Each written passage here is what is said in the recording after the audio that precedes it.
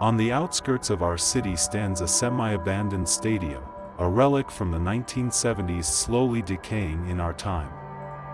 The municipality does its best to keep it clean, but the odds of it ever seeing a reconstruction are slim. A year ago, I chose this stadium for my evening runs. Due to my late working hours, I'd usually arrive around 9 or even 10 p.m.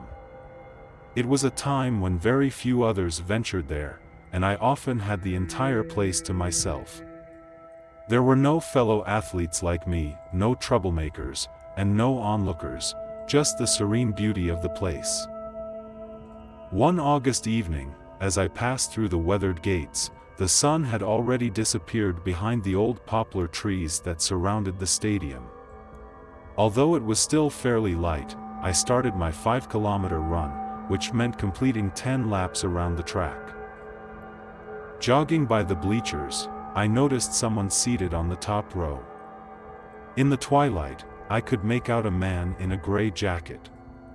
He might have been a late worker, stopping by for a drink on his way home from the nearby industrial area. Paying him no particular attention, I continued my run. By the third lap, I saw that the man had moved down a couple of rows. It didn't bother me initially.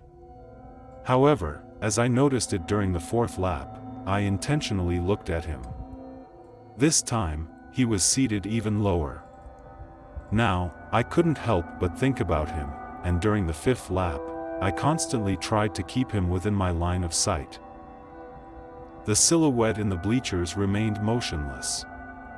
Just a second of distraction as I passed a billboard, and when I emerged from that blind spot, I was surprised to find the silhouette had moved to the third row, even closer to the track. What puzzled me most was that he had very little time for such a maneuver, unless he had somehow vaulted over 2 rows of seats. That's when I started to get nervous. Passing him once again, I tried to see his face. However, the twilight made it impossible to discern anything except for a completely bald head. A sense of foreboding crept down my spine, making my breathing uneasy. I forced myself not to slow down. On the 7th lap, the man was predictably waving from the front row seats. He now sat right by the track, separated from it only by a low fence and a step. What a cheeky joker, I thought, trying to reassure myself, while at the same time considering whether to stop running and leave the stadium. In hindsight, I wish I had listened to my better judgment. Finally, when I approached the seated figure, I could see him clearly. What I saw shook me to my core. The man had no eyes. It was a regular face in all other aspects, but instead of eyes, there were only patches of skin. No eyebrows, no eye sockets, absolutely nothing. At that moment, I screamed in fear and sprinted forward with all my might. In the corner of my eye, I saw the creature jump in place and, in one swift motion, leap over the fence as if it were a gigantic frog. It chased me with heavy footsteps and hissing sounds. I honestly admit that the surreal nature of the situation did nothing to lessen my fear and panic. Fearing the worst, I let out an inhuman scream and dashed across the overgrown football field, straight towards the gates. My lungs burned, my breath was labored, and my vision blurred as I raced, with spots dancing before my eyes. The thunderous footsteps relentlessly closed in, and I heard a guttural breath right behind me. Then, a blow to my back, and the monstrous thing knocked me down onto the grass with a strange, wheezing noise. I curled up, prepared for the worst. But nothing happened.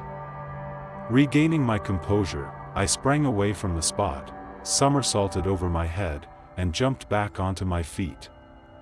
There was no one around. The stadium, the bleachers, everything was deserted. The twilight had descended over the grass, casting an eerie calm. My hands trembled, my legs felt weak, but I hurriedly left the stadium without even looking back. I can't explain what happened that evening. I stopped running, and recently, I've become apprehensive about empty streets.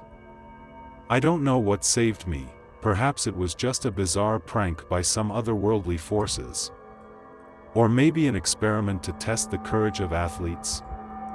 Over the last 6 months, I haven't come to any conclusions. But one thing is certain, I'll never forget the eyeless face. Not for the rest of my life. That much is certain.